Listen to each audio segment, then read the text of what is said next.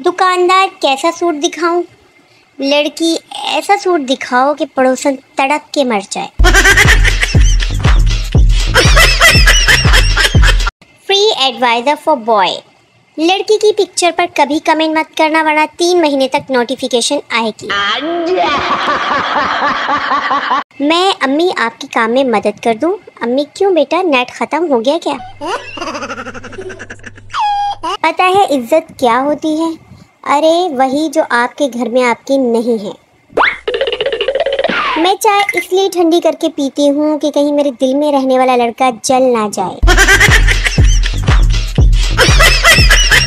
इंसान इतना भी बुरा नहीं होता जितना वो वीडियो कॉल में नजर आता है। पता है सब्र क्या है? ये जो हम मोबाइल चार्जिंग पर लगाकर करते हैं। मुल्क भर में कत्ले आम शुरू।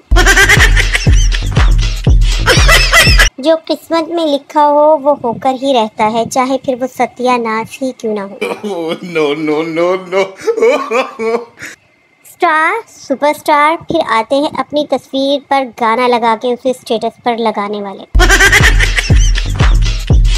शुक्र है लड़कियां अपना रिश्ता देखने खुद नहीं जाती, वरना वहां जाकर कहती कि इस मॉडल में दूसरा डिजाइन दिखाओ।